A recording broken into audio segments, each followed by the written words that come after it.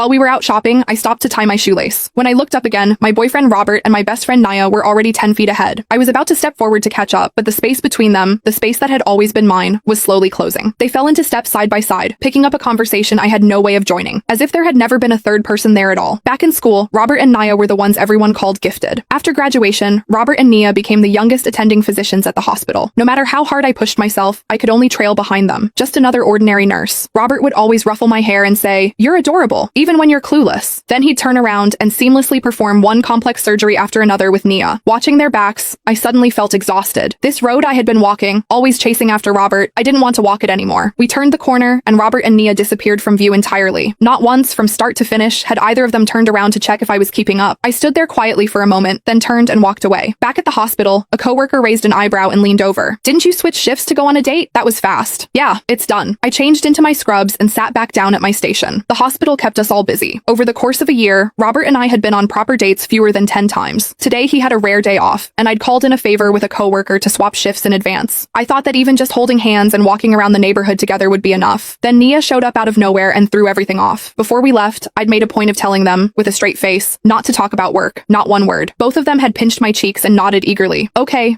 we get it. But halfway through dinner, someone brought it up, and before long the two of them were going back and forth about patient cases. I sat there beside them, pushing rice around my plate. I don't even remember when the check was paid. Then the landline at the nurse's station rang, snapping me back. My coworker had already picked up. A car accident up north. Several people were being rushed into the ER. I was about to text Robert when a message from him came through first. "Patient came in. Nia and I are heading back to the hospital." I turned the screen off and sat there, blank. He still hadn't asked, not even once, where I had gone. After my last procedure of the day, I ran into Robert in the hallway. He looked worn out. I kept my eyes straight ahead and didn't fall into my usual habit of fussing over him. But the moment we crossed paths, he caught my wrist. He buried his face in the curve of my neck, a habit of his. "What's wrong? Don't recognize your own boyfriend?" Every time he came home after a long shift, he'd do this. Said it was how he recharged. My mind told me to pull away, but there was a dull ache spreading through my chest that I couldn't explain. It had taken me 3 years to go from quietly loving Robert to actually standing by his side. The day we got together, someone in our cohort immediately started a side bet on how long we'd last. Because honestly, the gap between us was hard to ignore. Robert had been at the top of his class every single year. Me, since elementary school, I'd had teachers point fingers in my face and call me stupid. The one who'd stepped in front of me with open arms back then was Nia. I knew I wasn't the smart one. I always needed Robert's patience and Nia's encouragement just to keep going. So even though I had made up my mind, the moment he leaned in close, all that resentment I had been holding on to began quietly dissolving. We sat together in an empty stairwell. It was a rare moment alone. In the silence, Robert finally spoke. "Maya, yeah? Can you try to act a little more mature from now on?" I blinked, caught off guard. After a long pause, I slowly turned to look at him. "What?" His eyes were closed. His voice was flat, the way you'd talk about the weather. "This afternoon you disappeared without saying a word. You had